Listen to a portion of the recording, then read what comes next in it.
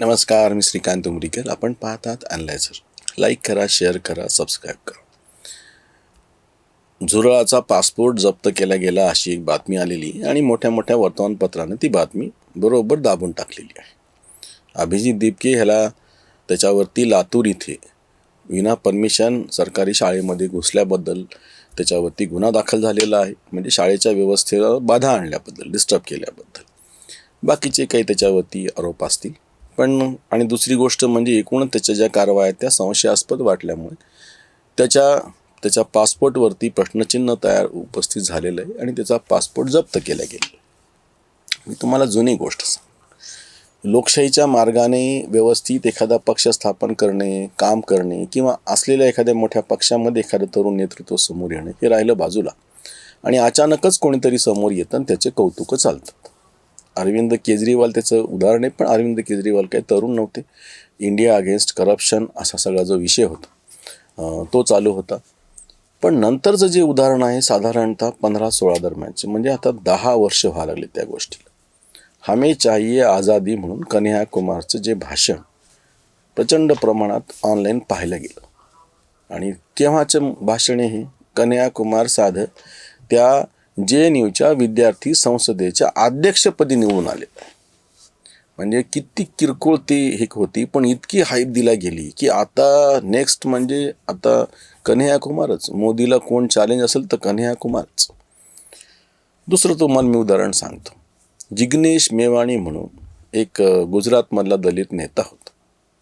त्याचे तर इतकी हाईट झाली की त्याच्या एका मुलाखतीत त्याचं वाक्य आहे की मोदी से लोग अब उब गए है. 17ची गोष्ट आहे. मोदी सत्तेवर येऊन 3च वर्ष झालेत. मोदी से लोग अब उब गए है. मोदी ने हिमालय में जाके हड्डियां गलानी चाहिए. वाक्य आहे त्यांचं, जिग्नेश मेवाणीच. पत्रकारांनी एवढी मोठी हाईप त्याला केली. प्रत्यक्ष आगापिछा काही नाही. काही कुठली संघटना उभी केली. आपल्याकडच्या कोरेगाव भीमा प्रकरणामध्ये एल्गार परिषद जी झाली होती शनिवार वाड्याच्या तिथे, त्याच्यावरती ह्यांनी प्रक्षोभक अशी भाषणं केली. त्याला महाराष्ट्रामध्ये बंदी घातली गेली आणि त्याला बंदी घातलेली असतानाच आपल्याकडच्या सगळ्या संस्थांना, पुरोगाम्यांना जोर चढला होता की त्यालाच व्याख्यानासाठी कसं बोलवायचं. जिग्नेश मेवाणीचं मी सांगतो. जळगावला त्याला एका व्याख्यानासाठी बोलवलं होतं आणि येऊ दिलं गेलं नाही म्हणून जो आकांडो तांडव आयोजकांनी केला होता त्याच्यातले 2 जण माझ्या वैयक्तिक परिचयातले स्नेही होते. मी त्यांना विचारलं की काय तुम्हाला एवढी हौस आली? नाही, स्वातंत्र्य, अभिव्यक्ती स्वातंत्र्य, लोकशाही. बरं. त्याच्यानंतर काही दिवसांनी महाराष्ट्रामध्ये महानगरपालिकेच्या निवडणुका जाहीर झाल्या. जळगावमध्ये महानगरपालिकेची निवडणूक होती. मग मी परत त्या आमच्या 2 मित्रांना विचारलं की आता बोलवा ना तुम्ही जिग्नेश मेवाणीला, एक पॅनल उभं करा आणि निवडणूक लढवा. आता त्याच्यावरची बंदी पण उठलेली, काहीच बोलायला तयार नाही. हा जो भंपकपणा आहे, कन्हैया कुमार, जिग्नेश मेवाणी, हार्दिक पटेल तिसरं नाव, त्याच गुजरातमध्ये पटेल आंदोलन, आरक्षणाचा विषय जे त्याला हाईप दिला गेली, अल्पेश ठाकूर तिसरं नाव. मी तुम्हाला असे कितीतरी देऊ शकतो की हे अचानक भूछत्रासारखे काय वरती येतात, त्यांचे कौतुक काय चालतात, मीडिया त्यांना कव्हरेज काय देतो.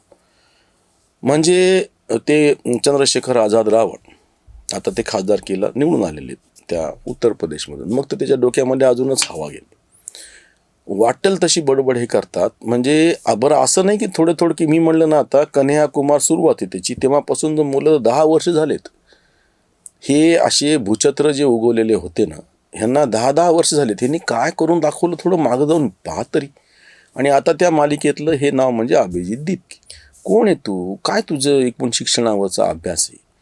ह्याच अगदी महाराष्ट्रामध्ये, अगदी इथे ह्या मराठवाड्यामध्ये शिक्षणावरती काम केलेली कितीतरी लोक ज्यांनी आपलं अख्खं आयुष्य घातलं. मी डाव्या चळवळीतल्याच लोकांचं सांगतो. पद्मविभूषण गोविंदभाई श्रॉफ यांनी उभी केलेली जी संस्था आहे, या ठिकाणी चालवलेली जी संस्था आहे सरस्वती भुवन, आधीच सुरू झाली होती संस्था, गोविंदभाईने ती मोठी केली, पुढे नेली. मी कितीतरी नावं सांगू शकतो की ज्यांनी ह्या मराठवाड्यामध्ये शिक्षणासाठी, आणि हे सगळे काही कुठलेही भाजप संघवाले नाहीत, त्यांनी अभ्यास केला, त्यांनी कामं केली, संस्था चालवल्या, अजूनही त्या संस्था चालू आहेत, ते राहिले बाजूला. आणि हे उटपटांग लोक काल येतात काय? फक्त एक न्यायाधीश झुरळ असं म्हणतो लगेच काँग्रेस जनता पार्टी स्थापन करता काय? त्याला सगळी हाईप दिली जातं काय? आणि आता जेव्हा हे प्रत्यक्ष काय म्हणता येईल त्याला की वाटेल तशा पद्धतीने कुठल्याही शाळेमध्ये जाणं काय किंवा बाकीचं सगळं सुरू आहे, वाटेल त्या पत्रकारांना बोलणं सुरू आहे. म्हणजे ही जी अंधाधुंद चालू आहे सगळी. तुम्हाला सामाजिक चळवळी करायच्या म्हणलं तरी एक शिस्त लागते, राजकीय पक्ष स्थापन करायचं म्हणलं तरी शिस्त लागते. प्रत्येक गोष्टीला एक विशिष्ट तुम्हाला पद्धतीनं हे करावं लागेल. ते राहिलं बाजूला आणि हे अचानक काहीतरी म्हणलं ना की काजव्यासारखे चमकणार, लगेच सगळे त्याच्या पाठीमागे धावणार. मोदींच्या ना पर्याय पाहिजे, हे राजकीय पर्याय आणि राजकीय लोकांना मी समजू शकतो की त्यांना मोदींना राजकीय पर्याय त्यांना उभा करायचा आहे म्हणून. पण मला आश्चर्य या गोष्टीचं वाटतं की पत्रकार, बाकीचे विचारवंत यांना कशासाठी मोदींना पर्याय पाहिजे. ते असं म्हणू शकतात की मोदीची ही पॉलिसी चुकली किंवा मोदीची ही पॉलिसी असायला नाही पाहिजे.